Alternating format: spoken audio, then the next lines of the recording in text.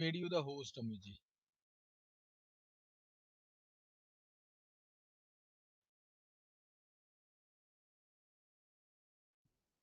Yes.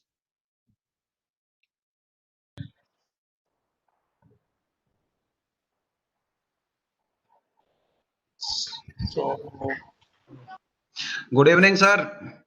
Good evening doctor Kasana साहब, कैसे हैं आप? How are you, sir? जी We are किसाना fine. जी जी Yes, sir. Yes, sir. hope all is fine, sir, and we really welcome you. Thank uh you. Thank you, sir. thanks a lot. Thanks. So our expectations are really high from your side, sir. We Surely, just I will try my best, sir. okay, that's great. Nice to see. Okay, sir. Dr. Kasana, we're having a mixed audience, even though we're Yeah. having audience from abroad as well. So, Okay. uh, we request you, like, we have to match the understanding with the all Surely. kind of audience. Yeah. Right, sir. Right. Yeah. And we are here for the service, and welcome to in this particular workshop. Thank you. Yeah. So now, you can Yes, sir. present your PPT, sir, right now. Okay. Thank you, sir. Thank you.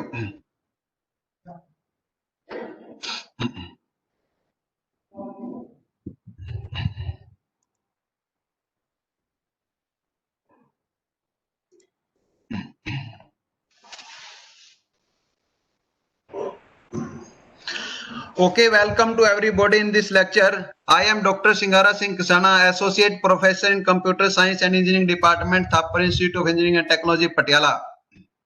Today, my lecture is based on linear regression.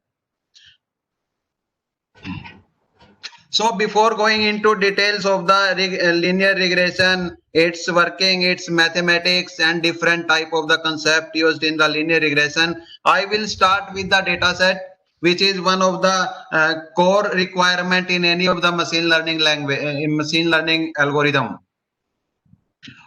So we have a table here. I want to stop you. Like, can we wait for 3-4 minutes? Like, Okay, sir, right no now, problem. 70 participants, and Okay, sir, our I will wait, no problem. yeah. Thank you very much. So, meanwhile, we are expecting that the utilization. You can share your experience on machine learning, and I can talk about your research work. Like, we know that you are doing a lot of research in machine learning, especially in data image processing and deep learning kind of things. So, could you highlight your research area a little Yeah, bit? surely. I will start with my technical introduction, professional introduction. I have 20 years of teaching experience, and I am teaching in Thapar Institute since last 17 years. And I have guided 5 PhD theses and 3 more I am guiding. And two of the students have worked in this area of machine learning. One of the student has worked in the soil quantification and classification, and one of the student work in the area of data security using machine learning concepts. And some of the students they have worked in purely image processing techniques. Hello. So that's Am I amazing. audible, sir? Yeah, it's amazing experience, sir. Like, so expectations level is going higher and higher, sir. Surely, So thank you. I will try my best. yeah, so that's like in the last week of this particular workshop, Yeah. where we are going to do different kind of projects. So that Yeah. time we are expecting your like guidance to execute Surely. some real world problem over there in the Yeah, field of surely. image processing, in the Basically, field of research domain, we are working in real time applications. oh, that's great. That's great. Uh, So, I have many papers in the area of this machine learning, And in one of the paper, we have used the data set of European countries. Okay, great, sir. Great. To find the constituents of the soil. How much nitrogen is there in a soil, how much carbon, sulfur, like this. So that we can use the results in a precision, agriculture precision. Precision agriculture. Okay, great, Yeah, sir. yeah, sir. To maximize the crop yield of any particular area. Great, sir. So can we replicate that project in Indian context as well? We can replicate, but the issue is of the data set only, because we don't have the current data of our soil. Because our satellites, they generally give the data of last 1 and 2 years. So Sorry for disturbing and interfering. Yes. Hello. Sir, there is some disturbance. Okay. Actually, somebody wants to ask you some question. Okay. What is the question? Geeta Kocher, madam, would you like to ask something over here? Unmute, sir, but good evening sir. Good evening. Sir कल pre processing part पर छोड़ा था और sir ने कहा था कि category values को कन्वर्ट करना बताएंगे आज, वहां से शुरुआत Yeah, करेंगे. surely I will cover that part also, but in next lecture, I hope I will cover it. But that will surely be covered. Okay sir. Because without handling those data, we cannot complete the training of any machine learning algorithm. Okay sir. Thank you sir. Okay, welcome. Dr. Kasana, I request you now you can proceed for your session, sir. Right now, Yes, sir. Thank you. Thank you. Thank you very much, sir. So I will start with the data sets. This is a table in which we have 4 number of features. First is the area of the house, and second one is the number of bedrooms in the house. Third one is location of the house, and last one is the price of the house in lakhs. So we can say in this table we have total 4 features. Okay, in a machine learning data set, we have the number of features depending upon the availability in our data set. So in this table we have 4 features, and the total number of instances are 5. This is the first instance, this is second instance, this row is the third one, this is the fourth instance, and this one is the fifth instance. So you can say this data set consists of 4 features and 5 number of rows. You can in some of the books you will find out that instance is replaced by the word example. So you can say we have total 5 examples in this data set table. Okay, so when we talk about the machine learning, we need a data set from which we can train the model and which we can use to predict the output. Okay, so in any data set we will have 2 type of features. First type of feature will be the input feature, and the second type of feature will be output feature. Input feature is also known as a independent feature or independent variable, you can also call it. And the feature which is the output feature, this feature depend on the input features. So many times we call output feature as the dependent feature also, because the value of a output feature or it purely dependent on the input features. It is a very generic type of data set. One can infer from this data set that the price of a house depends on these parameters, just location, number of bedrooms in the house, as well as area of the house. So you can say these 3 are the input features of this data set, and this one is the output feature. Okay, so just by observing the data set, you can find out which feature is the output feature and which features are the input features. In most of the cases, we will have many number of input features in our data set.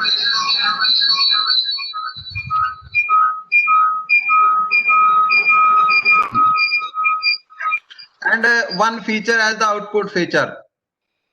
So generally we will have one output feature, and the remaining features we can treat as the input features. Okay. So now these data sets are divided into two categories. First one is the labeled data set. In the labeled data set, we have one feature as the output feature. So if our data set contains one feature or one variable as a output type, then it is the labeled data. Labeled data in the sense we know the output corresponding to these features, value of these features. Okay, so first row tells us that we have a house of 200 square yard having 3 number of bedrooms and its location is Chandigarh, then its cost is 65 lakh. So if your data set contains the output variable and the input variables also, then it is the labeled data set.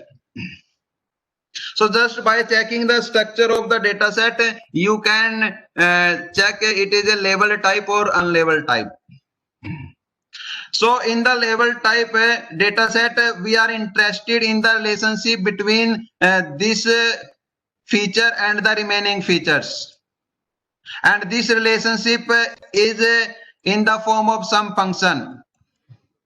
So you can make a concept that when we trained a machine learning model, what we will get basically, we will get some function or some expression in the form of the input variables, and that expression will be used to predict the value of the output variable or output feature. Okay, so in this example is completely different than the previous one, because in this example we have 4 features again. First feature is the employee ID, second one is the experience of the employees, third one is the age of the employees, and last one is the address. So by observing this data set, you can conclude that any of the value is not dependent on the remaining ones. You cannot say if age is 34, then address is Patiala only. You cannot say experience is 12, age is 34. So there we cannot find out any correlation between these features of the data set. So this data set is the unlabeled data set. It means it contains only the input features.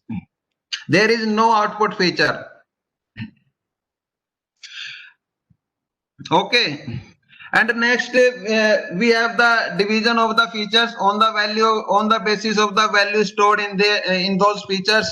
So we can categorize the features into 2 categories. First one is the qualitative feature and second one is the quantitative feature.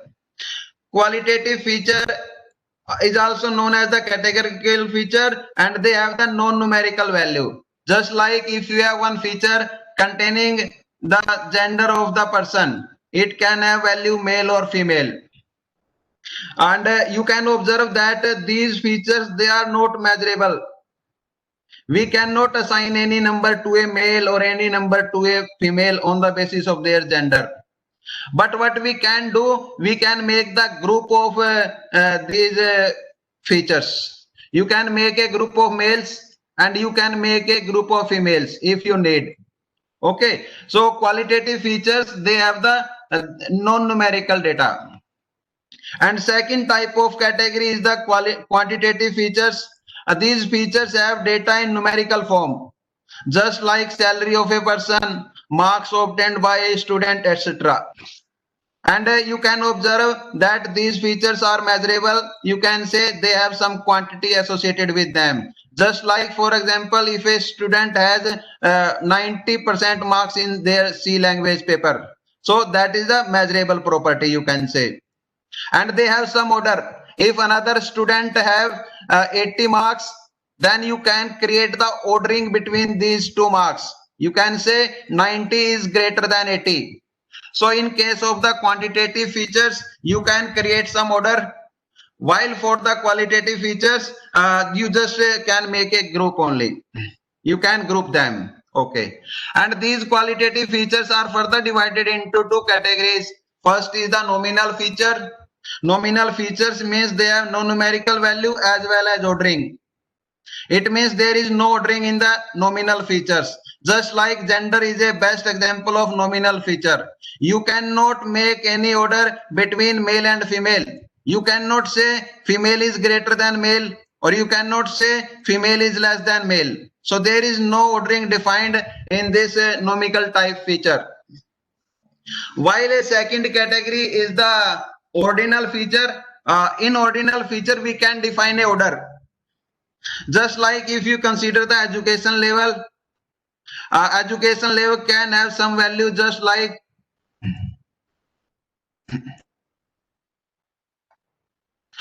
it can have value just like elementary education, secondary education, college education, university education, like this. So you can clearly define an order between these values of the educational level feature. So you can consider this type of feature as a ordinal feature. It means order can be defined in ordinal features, while for the nominal feature we cannot define any order, but we can make a group of both type of features.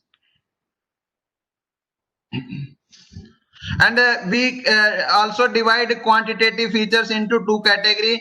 First is the discrete feature and second one is the continuous feature. Discrete feature is the feature which can take finite number of values only, right? And the best example is the number of daily admitted patients to a hospital, right? So you can say 20 persons admitted today, and yesterday 15 persons admitted to a hospital, but you cannot say that someday 25.5 persons admitted to a hospital. This is not possible. Okay, so you whenever you have the finite number of values associated with some data, that data will be a part of the discrete feature. While for a continuous feature we have a continuous data. You can assign some continuous data, just like price of a house. You can say the house of price is 40.5 lakh, 40.6 lakh, something like it. So you can give any value to this feature. You can give the value in a continuous form, right? One more point which you should know: whenever we have the discrete data, it means there is the gap between the values of the data. For example, it is 1, it is 2, it is 3. So this type is data is of continuous type. So if a feature can contain only discrete data, then it is a part of discrete feature. And if the data is of continuous nature, then it is a continuous feature. So we can divide quantitative feature into two categories. Okay, so now after covering the concepts related to the data set, I will start the concept of regression. So what is regression? I will start with this one.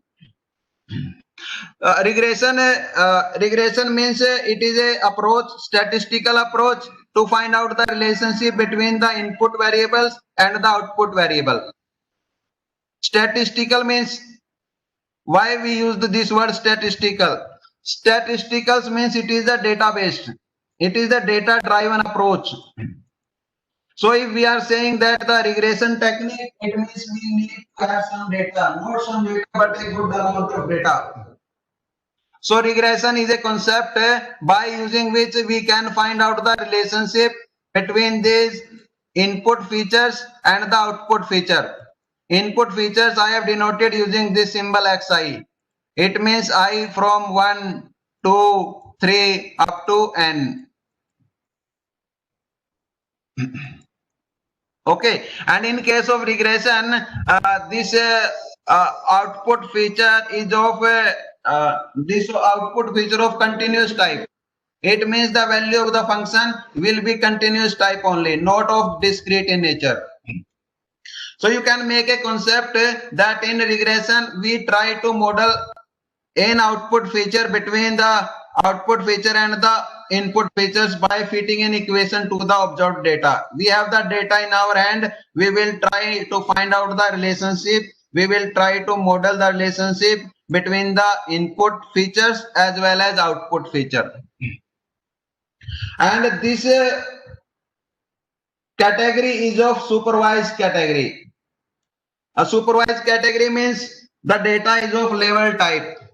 So we have the label data in our hand. It means in our data, we have one feature as the output feature. Okay. So this I have told you, it tries to find out the relationship between the output feature and the input feature.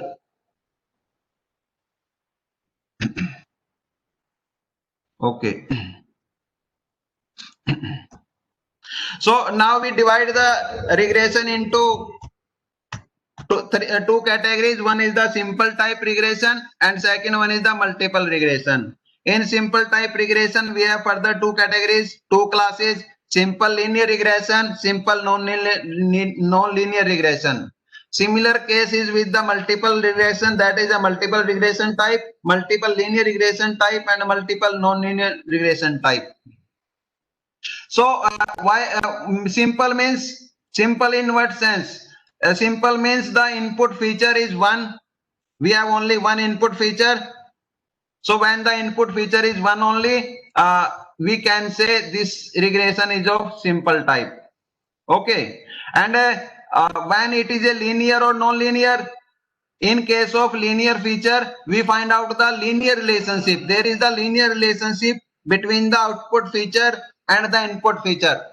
Linear relationship means the relationship between this x and y is of linear in nature. Just like this is, for example, beta naught plus beta 1x. You can say we can draw a line between this x and y. We can fit a line between this set of x variable and y variable. And if we cannot find a line, if we have the non-linear relationship, it means in place of line we are getting a curve type relationship, then it is a linear non-linear regression. And the multiple is the difference of input features only. In case of multiple regression, we have more than one input feature. Output is one. Yes. In case of multiple features, multiple linear regression, we have multiple features. And those features are used to find out the value of y. So this is the difference between simple and multiple. So four categories of regression we have: simple linear, simple non-linear, multiple linear, multiple non-linear. So in the first half, we will cover the theory as well as the mathematics associated with the regression. And in the second half, we will cover the practical. In the second half, we will cover the practical part. Okay. So linear regression is a linear model, as I told you. That is, we assume that there is the linear relationship between the input variable x and output variable y. In simple words, you can say that y can be obtained from a linear combination of the input variable x. Examples you can cite. Just first one, predicting price of a house on the basis of the number of rooms.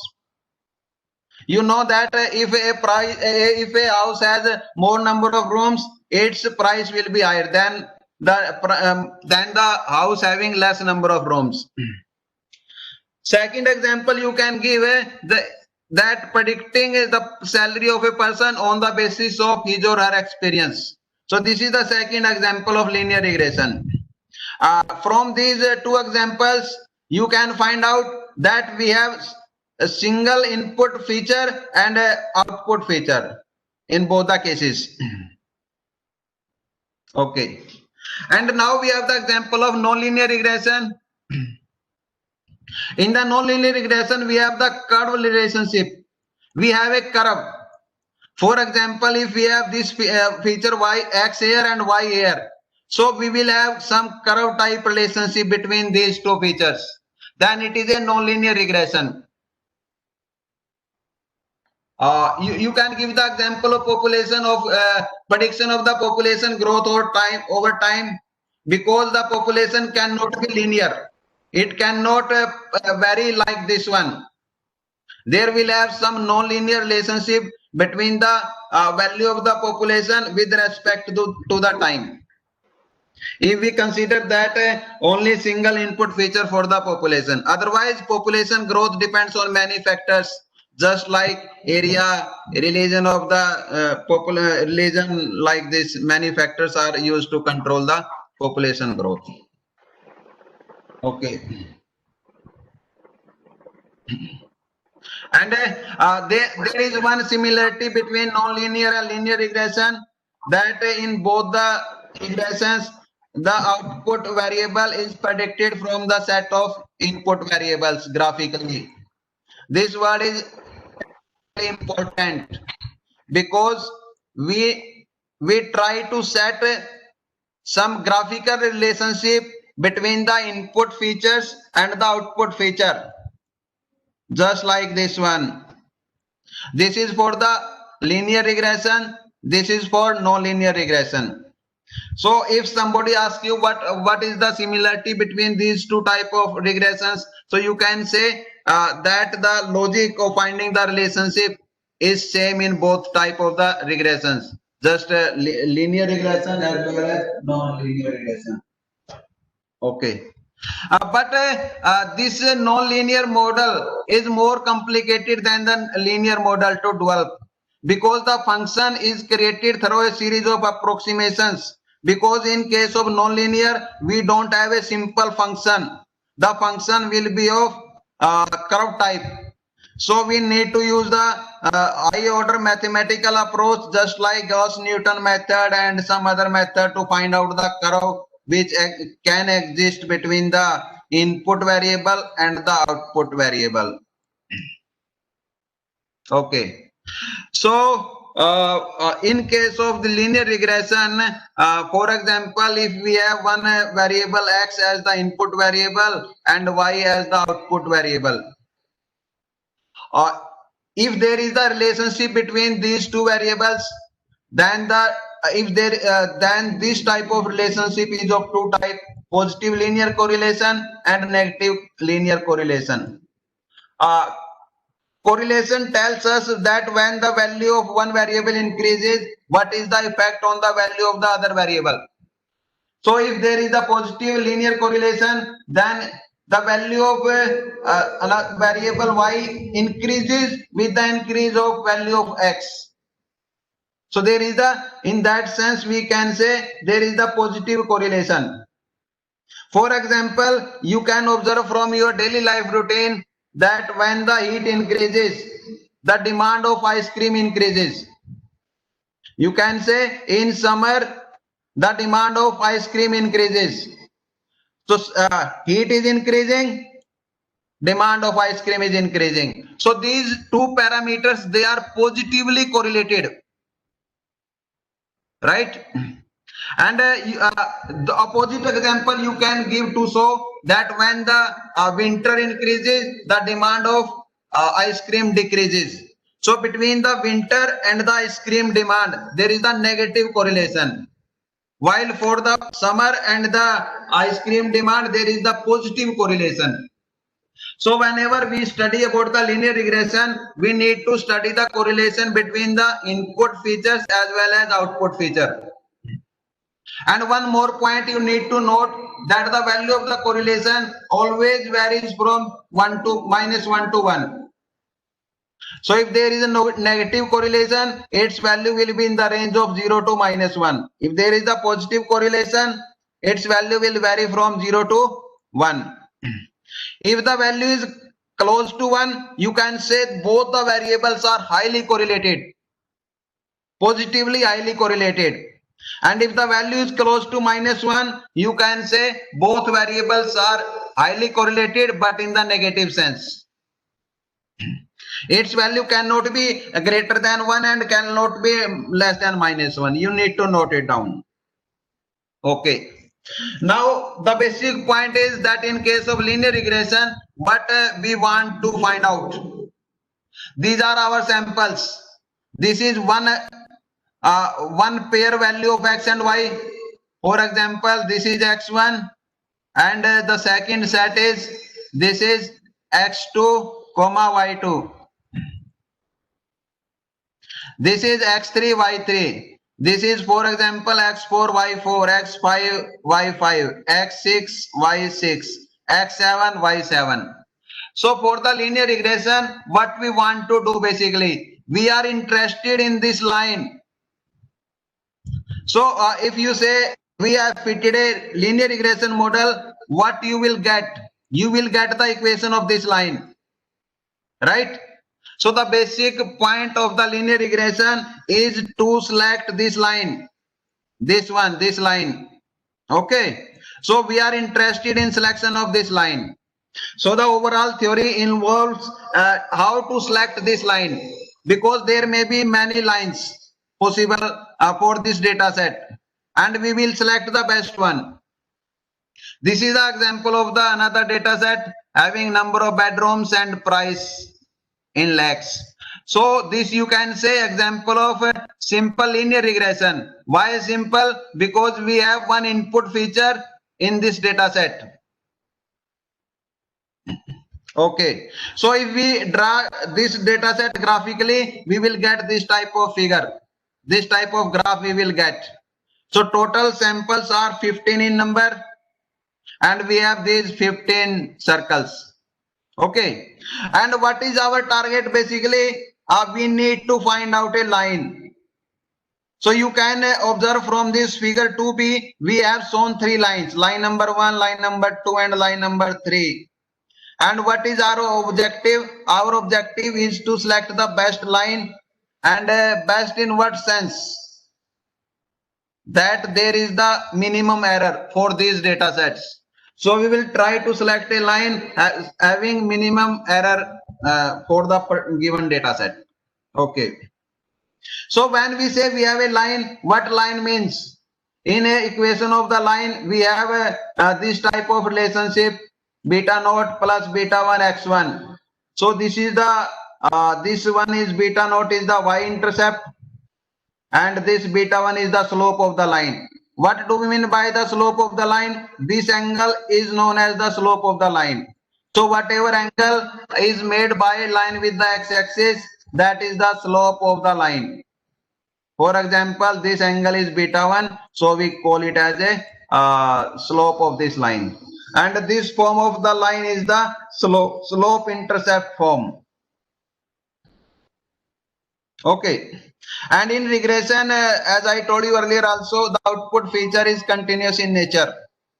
However, the independent variables, you can say input features, they can be continuous as well as categorical, as well as discrete type. So our objective is to select this line, and from this equation of line, you can observe that this one is the data, and these two variables are the variables which we need to find out. So while doing fitting a linear regression model to a data, what we want to find out? We want to find out the value of beta naught and the beta 1. Okay, right. So next point is how to find out the beta naught and beta 1. I told you that we are interested in a line which will provide the minimum error. So we want to minimize the error. You can observe these two samples. For example, its output value is 0.070. And whenever we will predict this value using this line, the value will be 0.048. So from this actual value and from the predicted value, there is the gap of this value 0.032. So this is the error basically. This difference is the error. Right? And this is another sample. This sample is also mapped to 0.048, and its observed value is this one. So this predicted sample, second sample showing this amount of error. So these are two errors shown in the diagram. So what we will be doing, we will collect all these errors and we'll try to minimize these errors by using a mathematical approach.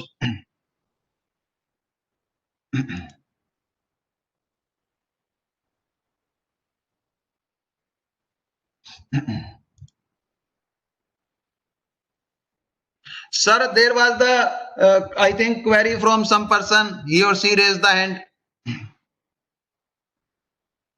Dr. Amit? Yes, I'm checking, sir. I'm checking. Okay.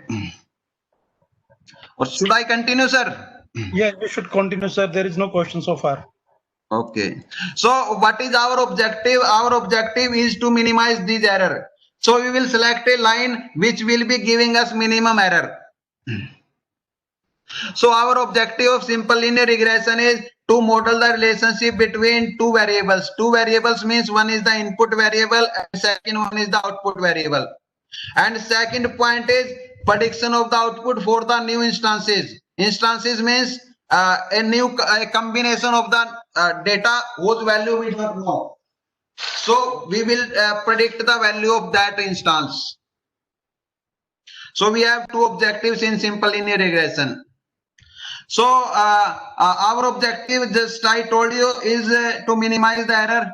This is the predicted value. This is the actual value of the output variable, and this is the predicted value, and this difference gives us the error.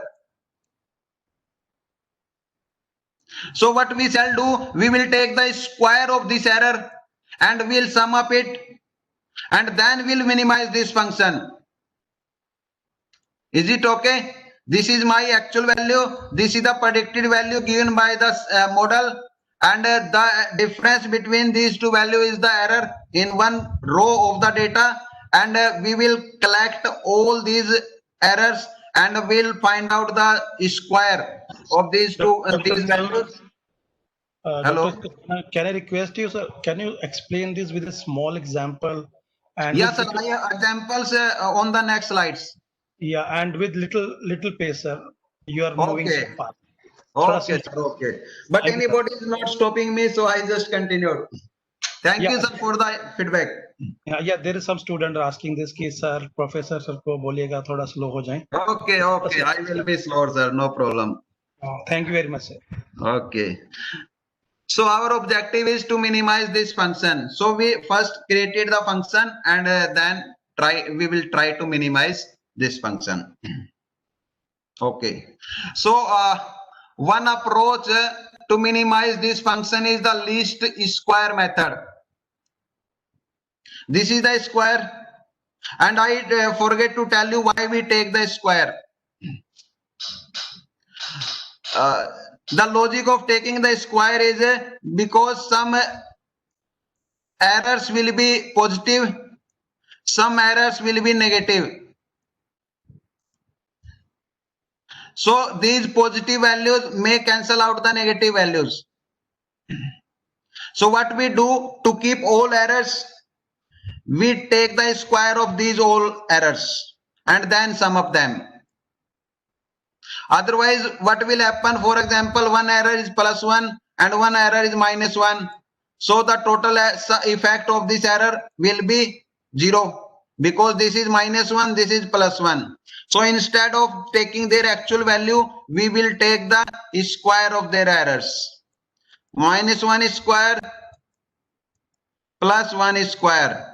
So it is 2, right? So by using this square, we will sum up the error. Okay. Now let's start how to minimize this error. We have many approaches to minimize this error. Basically, in each of the machine learning model, we have the mathematics associated. So we need to cover the mathematical part also. Otherwise, it will be just a good learner only, good user only, not a scientific learning you will get. So I will try to cover the mathematical approach in each of the model. So first one is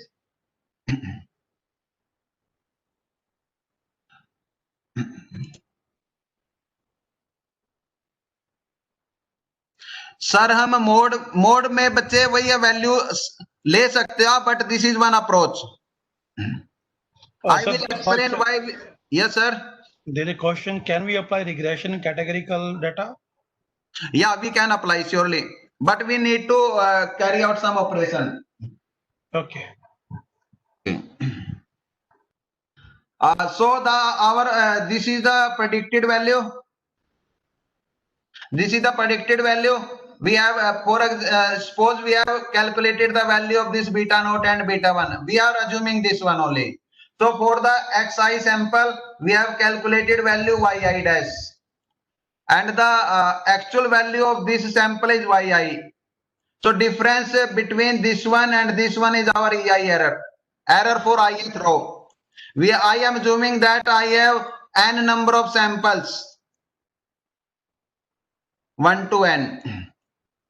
So again we have made up this function, taken the difference between the predicted value and the actual value and their sum we have taken, right? Right. So we want to minimize this function. Our target is to minimize this function. And we know that if we want to minimize a function, we will take its derivative. And this function is dependent on two parameters. First is the beta naught and second one is beta 1. So the derivative will be partial derivative. So we will take derivative with respect to beta naught first and then beta 1. So it's a power 2, it's a square power, right? And square power will come here, and the derivative of beta naught will be minus of beta naught will be minus 1, so it is minus 2 here. Is it okay? If we know the derivative, because in simple case, if we have x and we want to find out its derivative with respect to x, its derivative is 1. And if we have x square, its derivative is with respect to x is twice of x, right? And minus sign is there, minus sign will continue. This is the derivative of minus 1 is the derivative of this one, and minus 2x is the derivative of this one. In the second term, we have taken the derivative with respect to beta 1. Okay, and we have the beta 1 here associated with beta 1, we have x1i. So that will be outside with derivative, minus 2 here and x1 here. So this is the difference between these two derivatives. So after calculating the derivative with respect to both variables, we will equate them to 0, right? And while equating these two equations to 0, you can directly cancel out minus 2 and minus 2, because minus 2 cannot be equal to 0, right? So only this factor and this factor will be equal to 0. So we need to simplify these two expressions and we will get the value of beta naught and beta 1. Okay.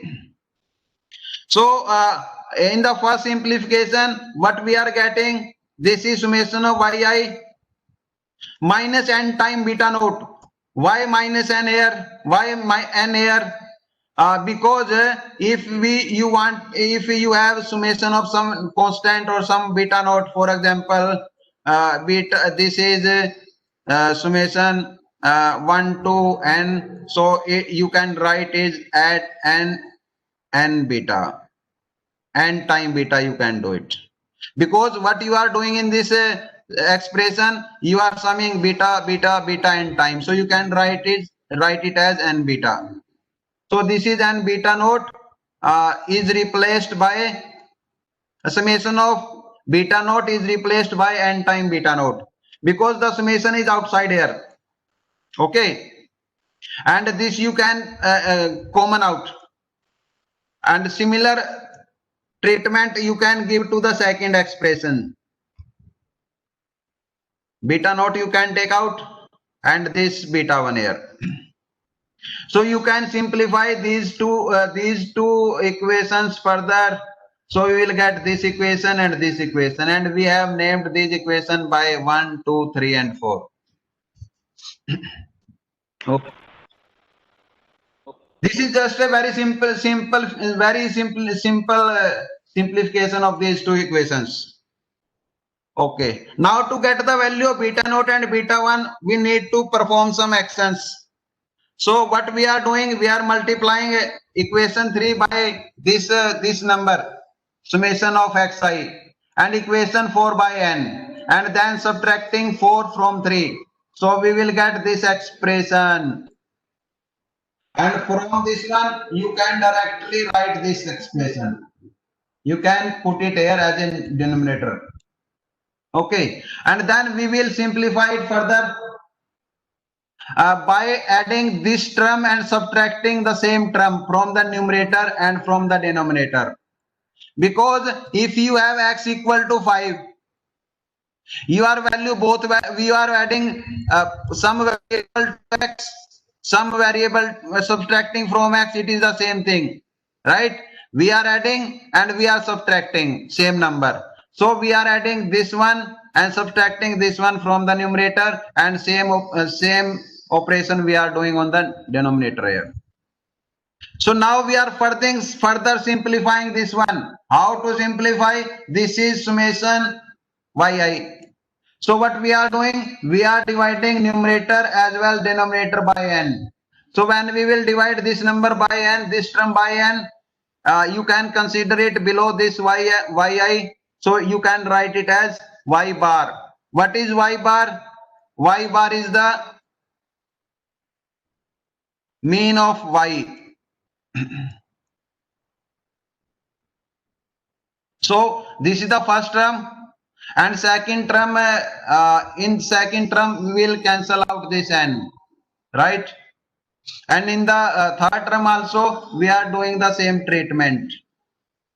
We are taking x bar here, and here we are getting n one time, so we will multiply this n and divide by n. So we are getting n time x bar y bar, and same operation on the right, on the denominator. So we are further simplifying it. We are taking this summation outside from all of the terms. So this is a constant here. So you can include in the inner part or out part, is the same thing.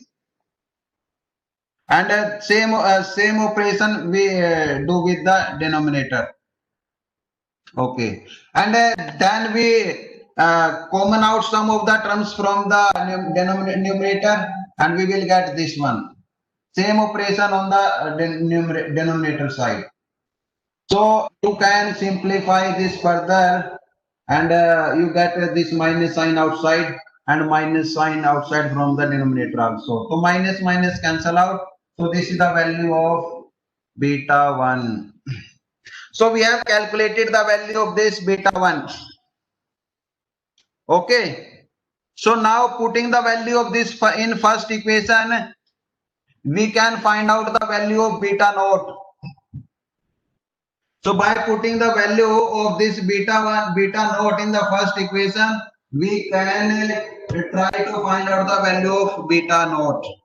And this is very simple one only, simple calculation to find out the value of beta naught. Okay. So this one here, and we shift these two expressions, part of the expression on the right side, and then we further simplify this one. So this is our beta naught. So you can observe that the value of beta naught, beta 1 is of this form.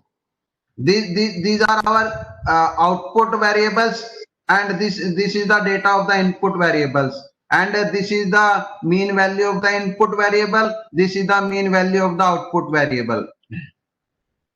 So you can simply remember these factors, beta naught and beta 1, and beta 1 is used in calculating the value of beta naught. So firstly we will calculate the value of beta 1 here, and then we will calculate the value of beta naught. Okay. And finally calculating these values, we will use these values in predicting the output value.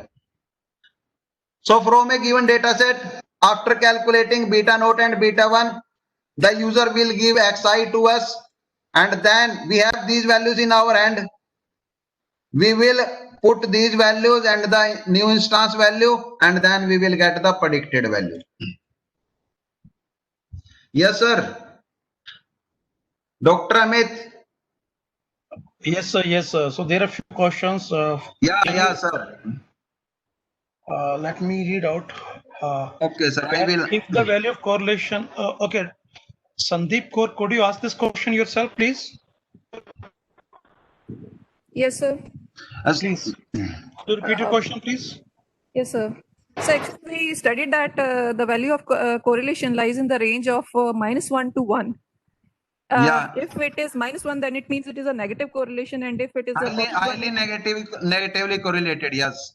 and if it is 0, can we say that it is they both are independent of each other? There is no relation. Yeah. You surely you can say there is no correlation then.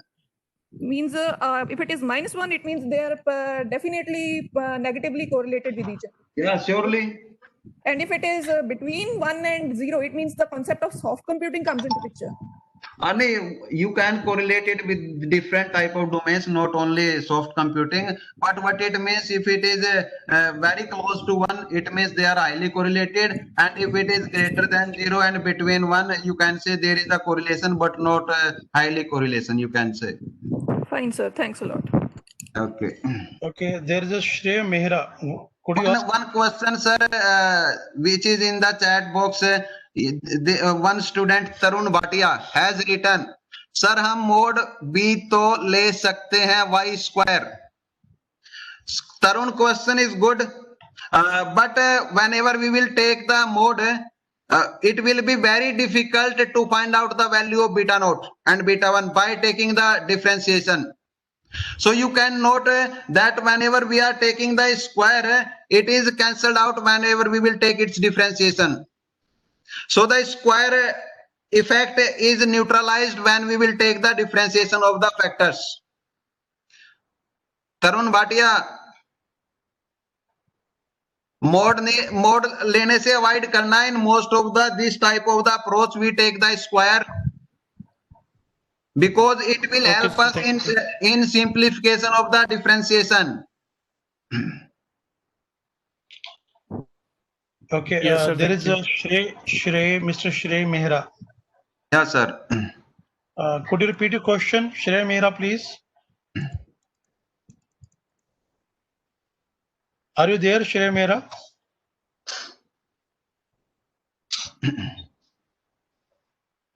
Okay, so his question is that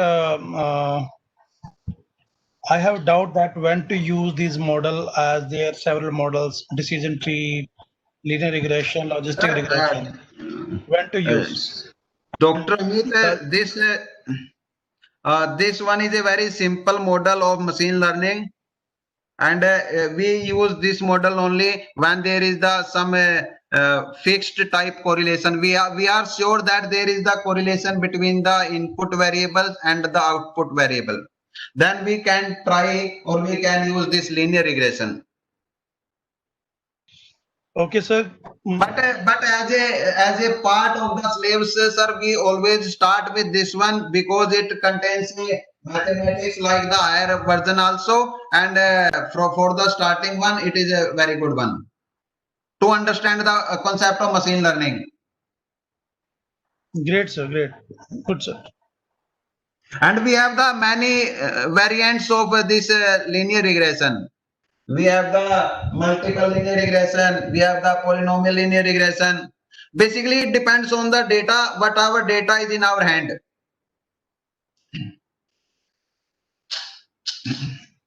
Okay, sir. Any other question?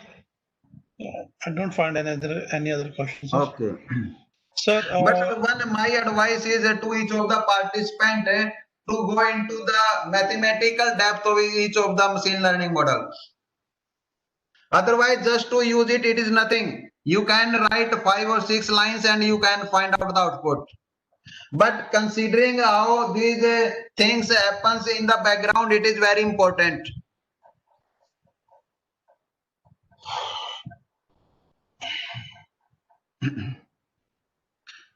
Sir, may I take a 5 minutes break? sir, definitely, sir. Please, sir. Okay, sir. I will rejoin, sir.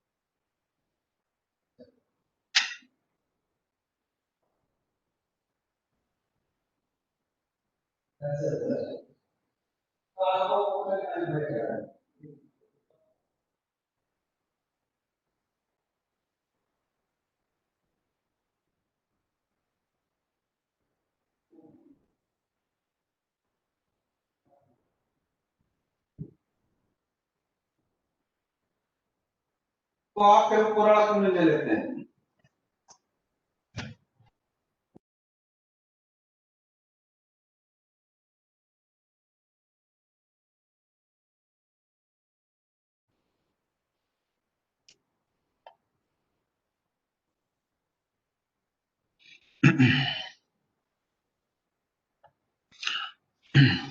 Okay, so we have find out the value of these beta naught and beta 1.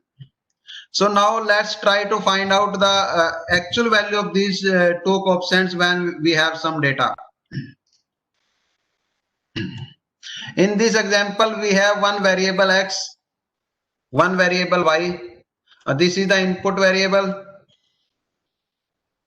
and this y is the output variable. Okay, so firstly, we will find out the mean of this variable x and then mean of this variable y. Because the number of instances are 3 only, so it is 2 by 3, and the same mean is of y. So you can note that the expression for beta naught is this type. So we need to take the difference of each sample instance value from the mean of the x, and similar treatment we will give to the y. So we calculate the difference between xi with the mean of this x, and similarly yi is subtracted, y bar is subtracted from yi. So we will get these values, and in the numerator part we have the multiplication of these two values. This one is multiplied with this one is this one, and this one is this one, and in the last we calculate their sum. And in the denominator part we have the square of this difference, this one. So it is this value 64 by 9, 1 by 9, and 49 by 9, and its summation comes out to be 114 by 9. So Dr. Kusana, the question why beta 0 is added into the regression function? Sir, whenever we draw a line, the line will surely cut at some point on the y-axis. For example, this is the line, and this line will cut somewhere at y-axis. So this beta naught is the part which is used to denote this y naught, that is the y-intercept.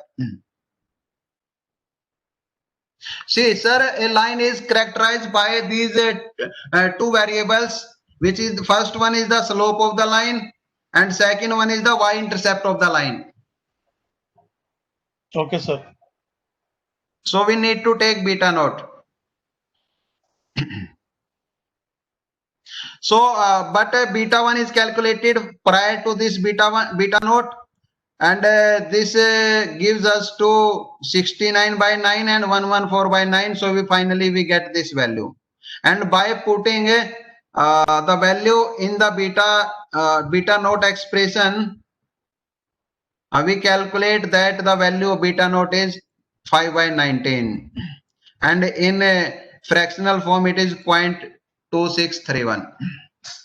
So this is the numerical example of the simple linear regression. So I have told you how to calculate the value of beta naught and beta 1 mathematically, as well as from a given data numerically. Okay, so now we will cover the programming part of this linear regression.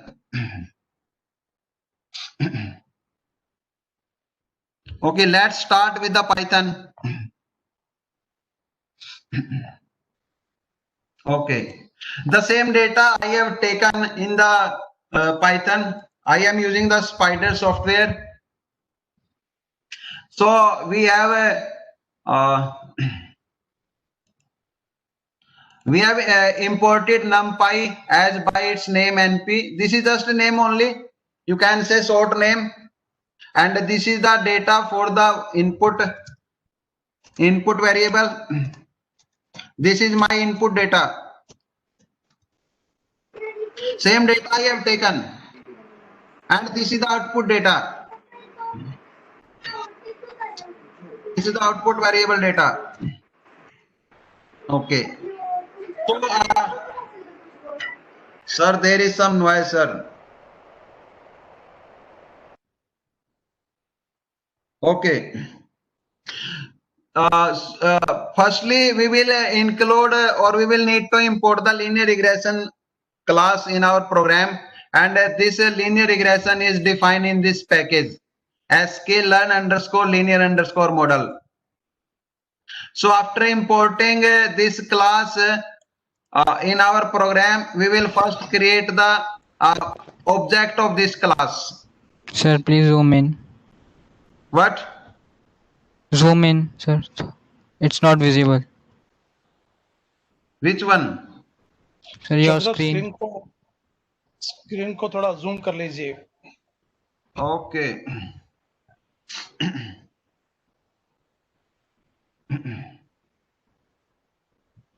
Sir थोड़ा सा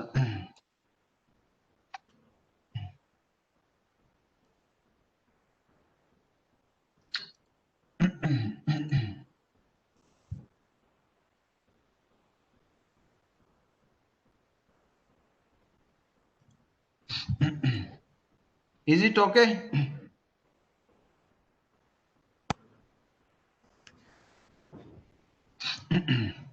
Is it okay now? Yes, sir. Okay, thank you. So first part will be to create the object of the linear regression class, and this object is stored in this variable. This is the object name, you can say. So after creating the object of this class, we will try to fit of our data. To fit this data, we have a fit function, and we need to pass input variable data as well as output data to this fit function, right? So you might be observing that whenever fit function will execute on this object model, it will change the object status. Okay, as in object oriented programming, you may be very well aware that whenever we carry out some action on the object, its status gets updated. So whenever fit method will execute, it will fit the data. In other words, you can say it will calculate the beta node and beta 1. Or in other words, you can say it will fit a line to this data. So after fitting the model, we will get a line. Basically, whenever someone say that we will get a line, what it means, we will get these two parameters which control the line. That is the y-intercept as well as the slope of the line. Is it okay? Right? So if I say that I fitted a line or I fitted the model on this given data, so I will get the parameters which will be used to predict the value. Okay.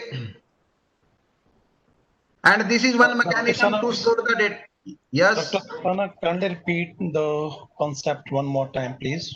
Okay, surely, sir, surely. I will start with the first line which is required in this program.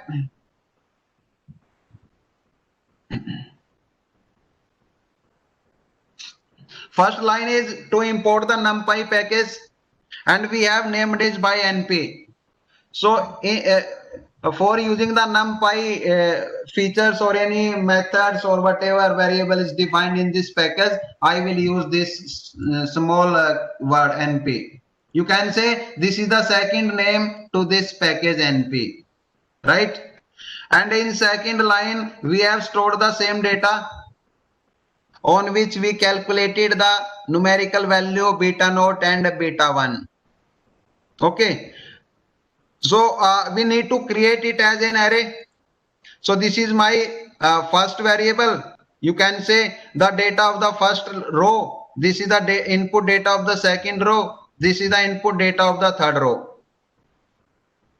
Same treatment we have given to the output data np.array. This is the output data of the first row. This is the output data of second row. And this is the output data of third row. And these data are just printed, print x and print y. Okay. So you can say in these 3 lines we have taken the data, we have fitted the data to our program, we have given the data to our program. Okay. Is it okay, sir? Should I go ahead? Dr. Amit? Yes, sir. Yes, sir. And after taking the data, we need to create the object of the linear regression model.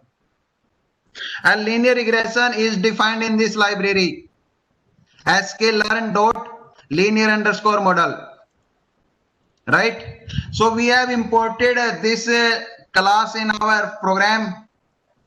After importing the class, we will create its object. And we will store this object in some variable. You can give any name to this variable, model 1, model 2, obj1, obj2, like this, right? So after creating the simple object, we will fit the data to this object. And what this fit method does, this fit method calculates the value of beta 1 and then calculates the value of beta naught, as we did in our numerical. The same operation is performed by the fit method. Okay. Yes, sir. And you can print the value of beta naught and beta 1. In this model, these values are associated as a variables. So this is the variable name along with underscore. So intercept underscore gives us the value of the y-intercept, that is beta naught. And while coefficient underscore 1, coefficient underscore gives us the value of beta naught. So you can check it from the output. That same value we are getting here, 0.2631 something something.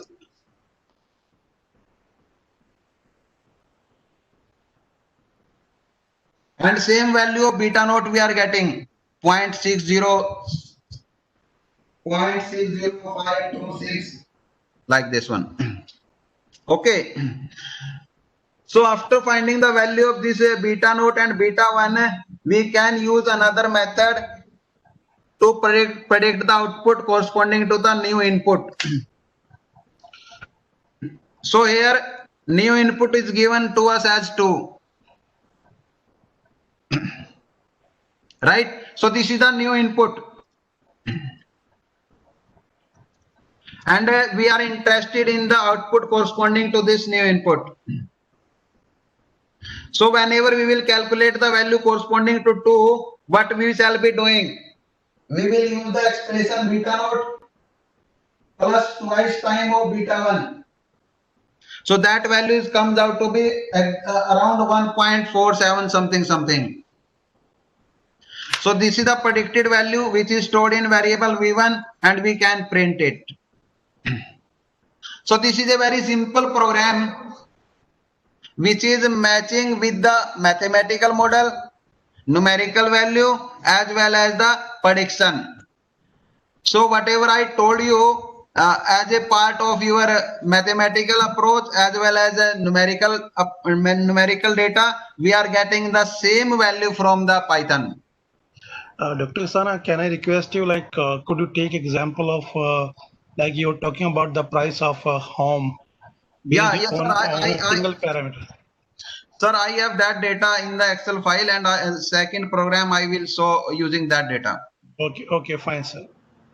Okay. Is it okay to everyone? Because sir, it is difficult to calculate the value while taking a large data. No, we On just take, copy and pen. we can just take the Yeah, array of 10 variables. so I just consider 3 rows only. Okay, we can take a simple array of 10 elements, and based upon that we can. I am taking the data set of houses in which I had 15 in rows. Okay, fine, sir. Okay. So this data of house prices is stored in this CSV file. Okay, sir. So our data is in this CSV file. I am sharing the CSV file first.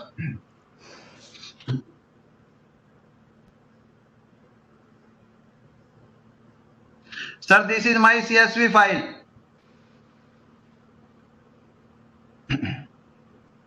This file has 2 columns. First is the number of bedrooms and second one is the price. So I have the same data here of 15 houses having different number of rows. This is not the original data. This is just a dummy data only, just to show how the program will execute.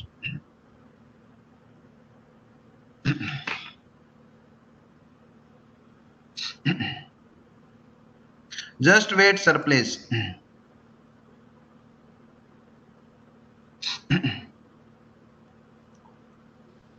Dr. Sana, people are demanding that how we are going to use the predict function over here.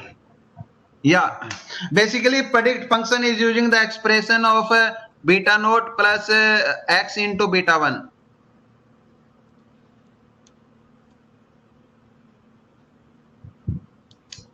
Hello. Yes, sir, you can.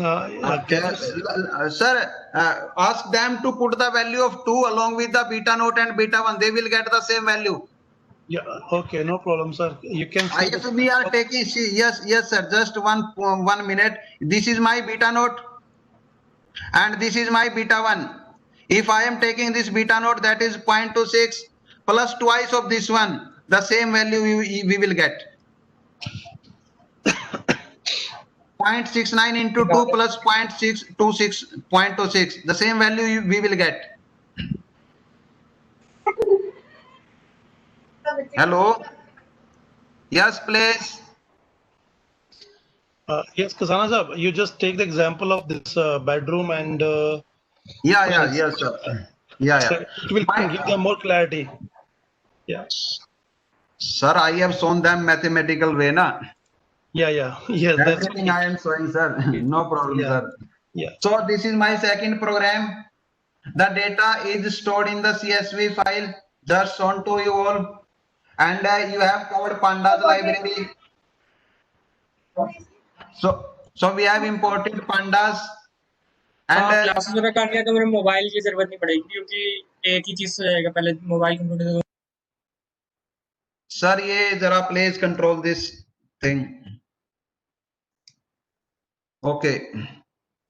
So we have imported pandas as some variable name just like PD, and then we are using the read underscore CSV method to store the data in our data frame, which is named as data. This is the data printing.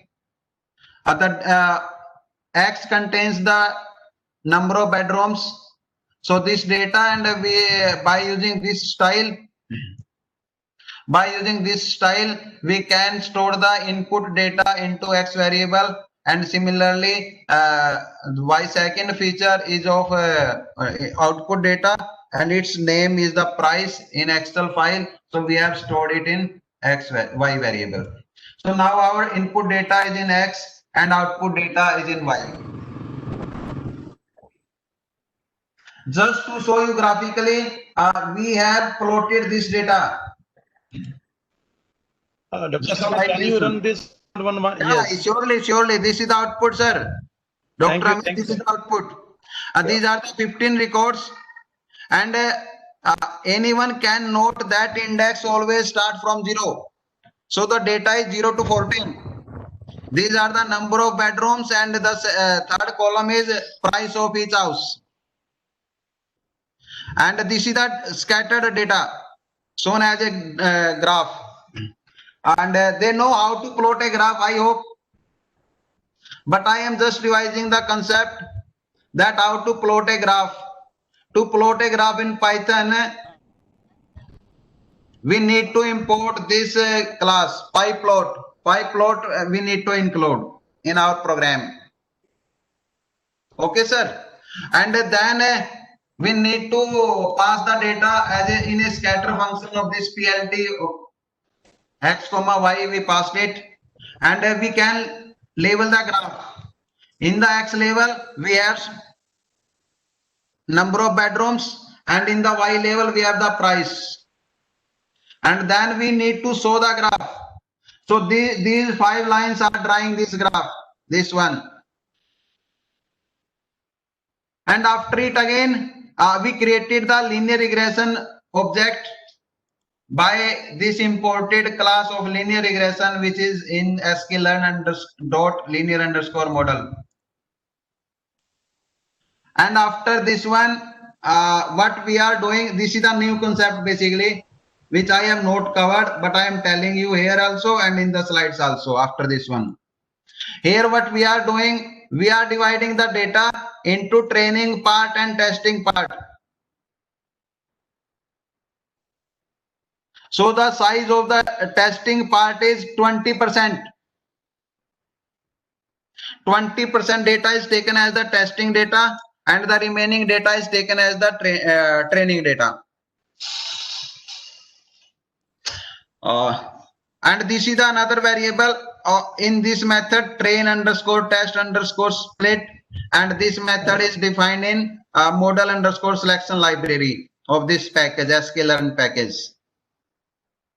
So we need to pass the x variable, y variable. X variable contains input data, y variable contains output data. This is the size of the testing data. Training data will be taken automatically after detecting this data, that is 20%. And this is the another variable, random_state, another parameter of this method. Okay, so let me to finish this one, sir. We have printed the training part of input part of the training data, and after this one we have fitted the model by using training part of the input variable, input data, as well as training part output part of the training data. After it, we have predicted this remaining testing data, this data. So we are getting predict as a output or corresponding to this testing data. Okay, and we can check whatever line we are getting basically. So this is my line shown in red color. So you can observe that this type of line we are getting after finding the value of beta naught and beta 1, right? So the approach is same. They are just finding the value of beta naught and beta 1 corresponding to the data given in the Excel file, CSV file. Okay. Yes, sir. Now I am switching to the PPTs again. Okay. Firstly, yes, please. Yes, please. Can you please tell the use of that random state parameter?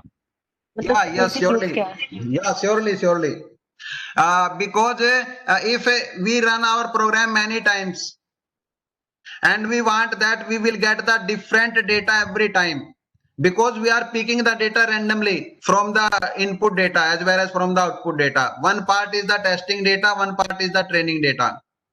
So if we pass the fixed value to this random state variable, every time we will get the same set as the training data and same as the testing data. For example, if you have passed random underscore state equal to 5, so that 5 is taken as a seed variable to generate the random sequence. And if this variable is itself as a random variable, not a fixed value, then every time you will get the different set of training data as well as testing data. Is it okay? Yes, please. Sir और post function भी एक और बता देना फिर से. If we pass some fixed value to random state parameter, we will get the same random sequence if we execute our program more than one time. I am repeating. If I am passing random underscore state equal to 5, it means 5 is a fixed value. It's not a variable, it is a fixed. You can say it is a constant. If random underscore state as a fixed constant value, then if you execute your... We are not able to see your screen right now. Okay, sir. I am sharing it. There are a few more questions you can read out in chat. Sir, if you please allow, may I complete this simple general machine learning model? Go ahead, sir. We are not able to see your screen, basically. I am again sharing it, sir. Give me some minutes, some moment only. Just wait, sir. Is it okay now? Yes, sir. Visible? Yes. Yes, sir. Okay. So, may I go ahead, sir? Continue with this example, this general machine learning system. Okay, we'll take the question in the in last session of this last 50 minutes. Sir. Give me five minutes only, sir. 5 to 10 minutes. Please sir. Okay. Go ahead. Okay. So this is our general model of a machine learning system. In the first part, what we need to do, we need to define what objectives should be of our system. Suppose we want to predict the height of a person, or we want to predict the price of a house, or we want to predict the salary of some employees. So that objective we need to fix.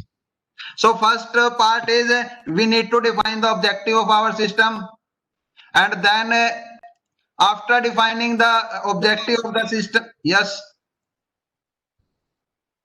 please. Okay. The second part will be to collect the data. Because a machine learning model is fully dependent on data. If we don't have any data, we cannot learn anything. So learning is purely data dependent in machine learning. So we need some data having input features as well as output feature. If the model is of supervised type. And if the model is of unsupervised type, then we need to collect the which data? Unlabeled data.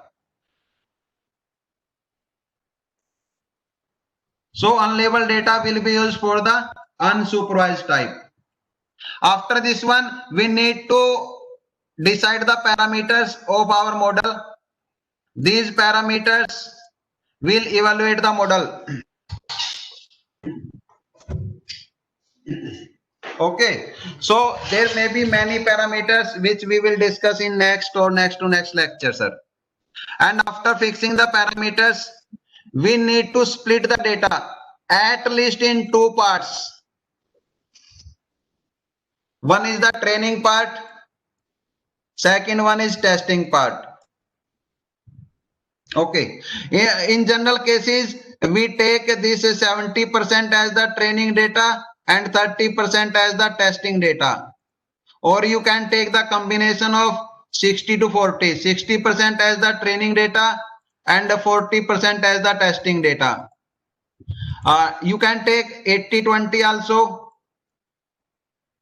90-10 also.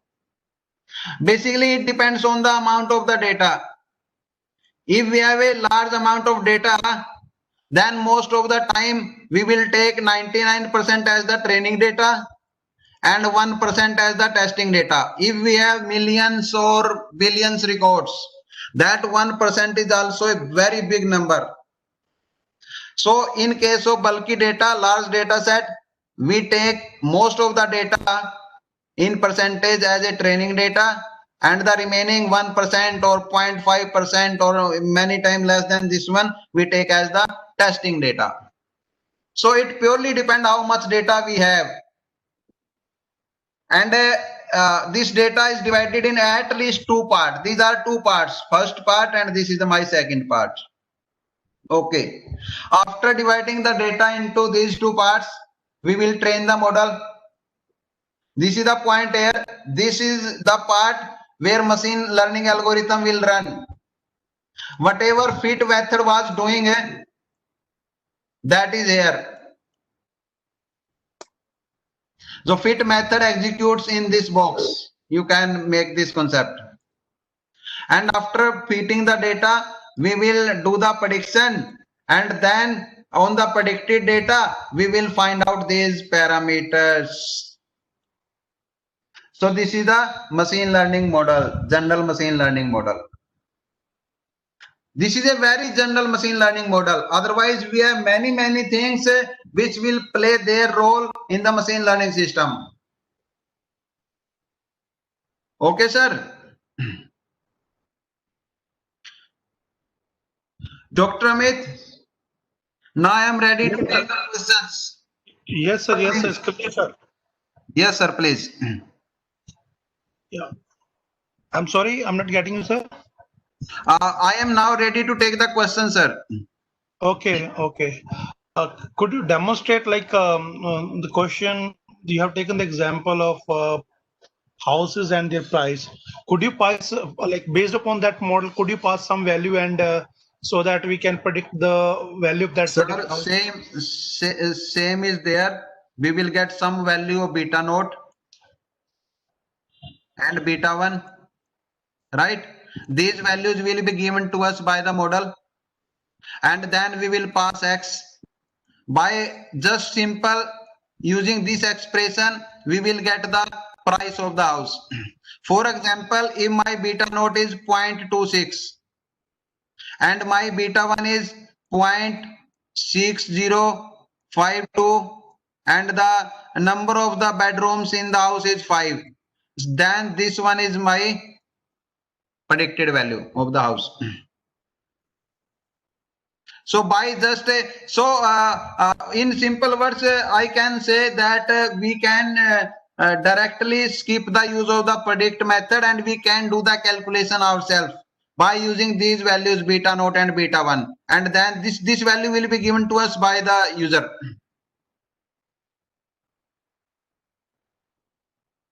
Sir, could you please demonstrate it on Python itself? Yeah, why not? I have demonstrated one example of this 2 - 2 1 3. No problem, I will show it. Sir, on the house price one. No problem, just wait.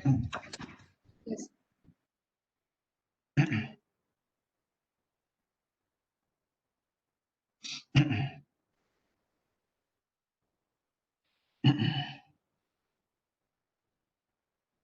Just wait.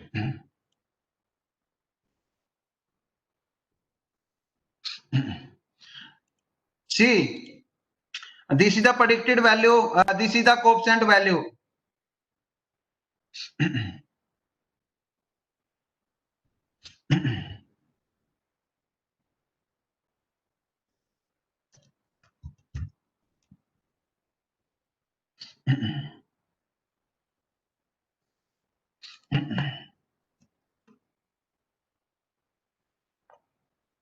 So we are getting the coefficient value. This is my value of beta naught, and this is the value of y-intercept. That is y-intercept is the beta naught. So this first value is the beta 1, and this is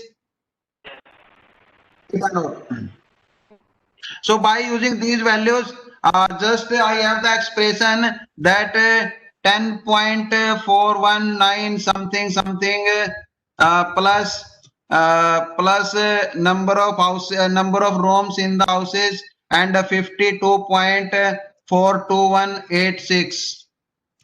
So this is the value of the house for this data 220. So if do you want this one or something else you need? Yes, please. Sir, you used the formula which instruction which was v1 is equal to model dot predict, then the intercept whatever. I have used it. I have used it here. Just copy there only. Yes, sir. What is the difference here and there? No difference.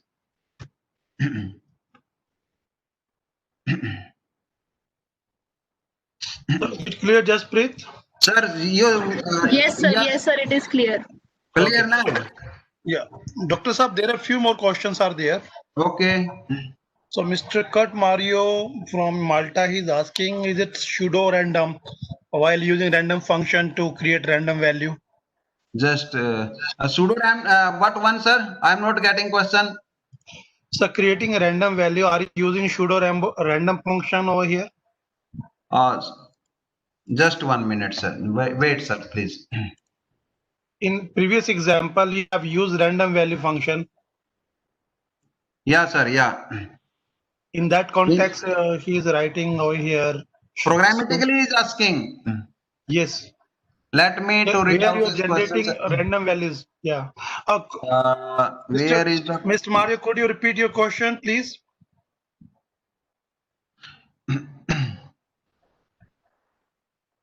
Mr. Mario, are you there? Yeah, could you speak up your repeat your question over here?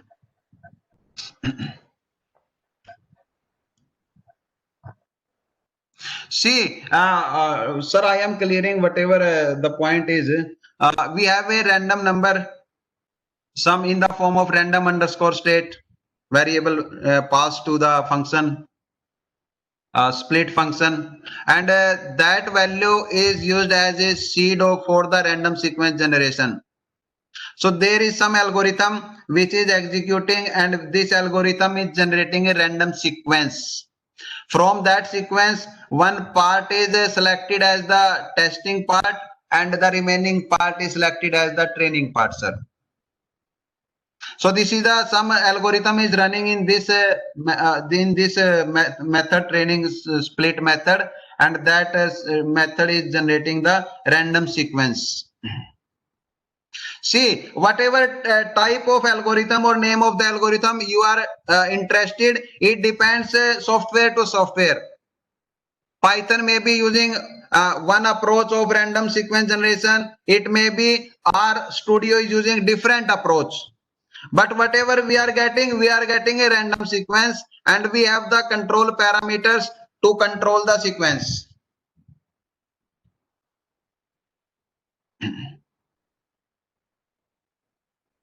Sir, you say, Mr. Mario?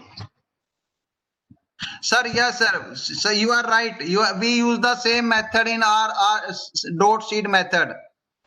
You are right, Mr. Mario.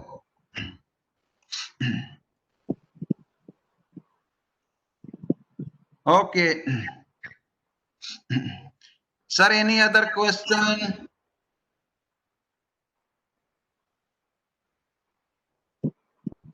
I have shown the Pramod Sharma. I'm sorry, Sir, Mr. Mera, could you repeat your question? Sir, let me to answer one question. Oh, Mr. Pramod Sharma. Pramod, I have shown this in your example, na? In second example, I have shown you how to find out the training and testing data. Mr. Pramod Sharma, I have shown this train and test data in my second example. Yes, there is one more question, sir. What is the need of splitting data? because we need to find out the value of the evaluation parameters. So to compare the data of given data to the predicted data, we need to do the splitting.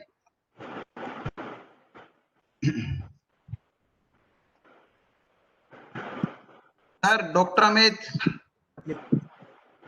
Sir, there is a question from Mr. Shrey Mehra. Yes, sir. Yes, sir. Yeah, Shrey, could you repeat your question, please, beta? Or should I read it? His question is, suppose we have a data set of students. Yeah. Here the attributes are gender. Yeah. Prepared or not, and marks scored. Yeah. Then how can I calculate that how many girls or boys prepared for exam and scored as well? Sir, if we have the non-numerical data in our data set, we will have different approach. This will I cover in the next lecture or next to next lecture. How to handle the categorical data, sir. Okay, sir. In today part, we have just covered the simple linear regression model. If there are more than one input variable, then we have the option of multiple linear regression. Note the simple one. In today lecture, I just covered the simple one only. Sorry, sir, but I'm not able to understand what does it mean by random sequence. No, what is a random number? Some number, na? Yes, some See, number is. yeah. Suppose I want to generate a sequence of 10 numbers, 4 number only, for example. This is one sequence. Is it okay? Okay. This is one sequence, na? And this is another sequence. Okay. Okay. And this one is another sequence. So you can assume that every time we are getting the different set. So that sequence is the random sequence. Okay, sir. Okay. Because you need to change the data, na? Training data and testing data, you need to change every time. If you want, if you don't want, you can fix it for the random state equal to some constant. Can determine that we have to change the random sequence or not. I mean, how we decide this part? No. It is up to your requirement only. If you want that every time your training data is same, then no need to change it. Okay. Okay. It is requirement based only. That's fine, sir. Thank you. Okay. Ji sir. Any other question, please? Any other question?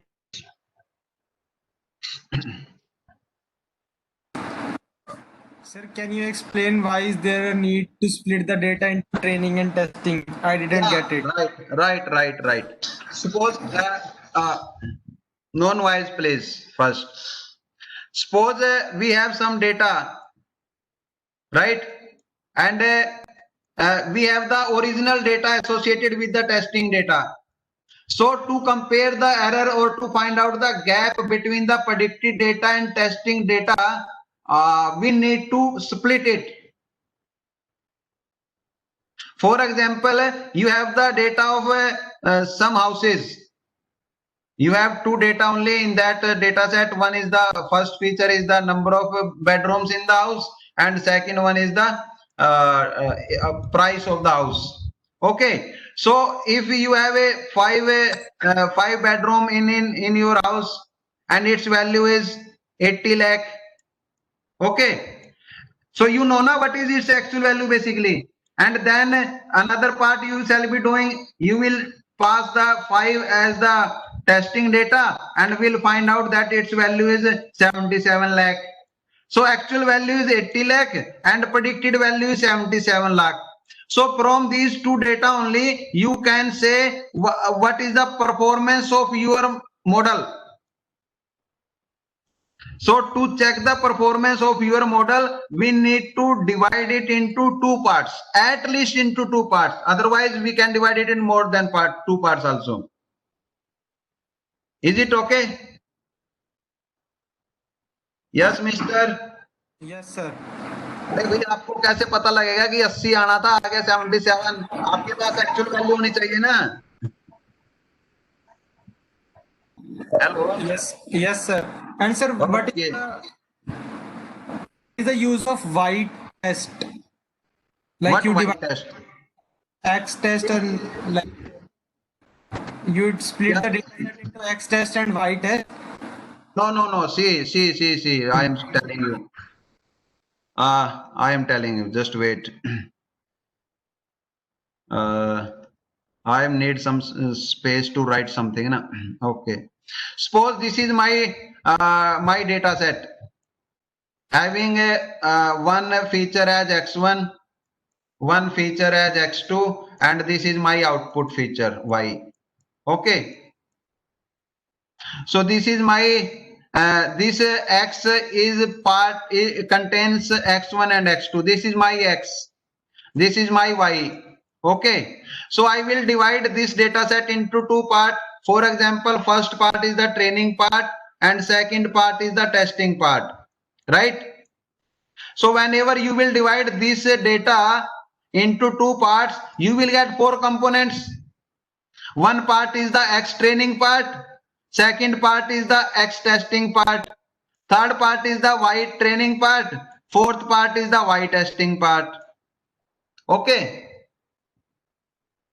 Yes, mister. Is it okay? Okay, sir. Already you have two parts, na? Whenever you will divide two parts into further two parts, you will have four parts, na? Just like this one. Hai na? So I am asking its use, like. Yes. Right. I am telling it also. Okay. This training part, X training and Y training is used to fit the data, to fit the model. This is used by the training part and this is used by the testing part. Yani ke for the evaluation of the model. To check the performance of the model, you can say. See. Whenever you will predict, you will predict corresponding to this data. जब आप predict करोगे, you need this part, testing part, ना? After executing the testing part in the prediction method of your model, you will get some predicted part, and you have the testing part here, actual part basically. Actual output is in this part. And we have the predicted part. So by comparing these two sets, we will get the performance matrix of our model.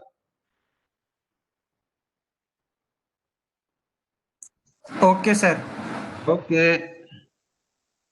Ji, sir.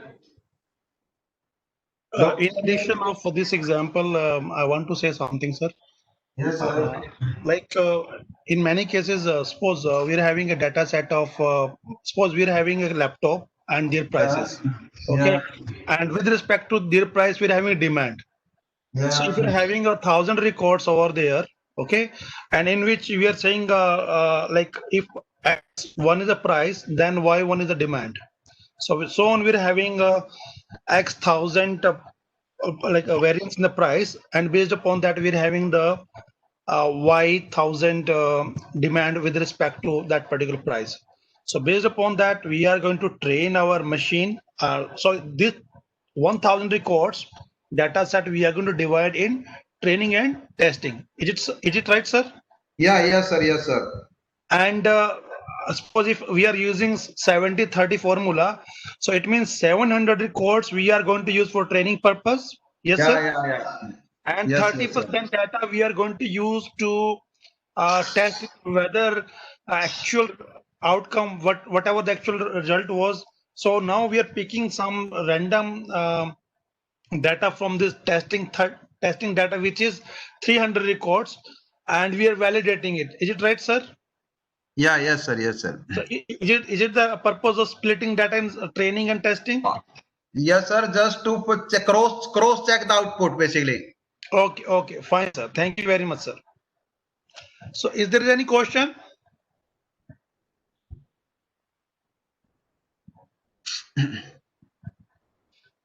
Okay, sir. What will be our tomorrow agenda, sir? Not tomorrow. It will be, I think, on Monday, na? Okay, today's Friday. Okay, yeah. Monday I will start with the multi-linear regression. So could you send us some data set and some? Sir, I will send a day after tomorrow, sir. No, whatever you covered today, could you send this PPT? I will surely mail the PPTs to you, sir. PPTs as well as programs. Okay, so that our participant can participate. Yeah, sir. Surely. So, dear friends, any question from your side?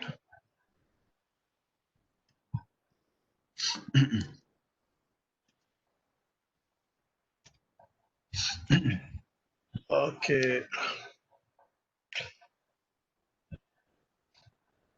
Dr. Kisana, are you getting any question from the audience side? Or should no, we? Sir, not at this time after taking 2 hours lecture, sir. Okay. So, should we close for today's session, sir? Yeah. So thank you very much, everybody, for your patience, and Dr. Kisana for your precious valuable Thanks to you, words. sir. Okay. And we'll rejoin on Monday again. Surely, sir. Surely. Thank you very much. Thank you very much, Okay, everybody. sir. Okay. Yeah.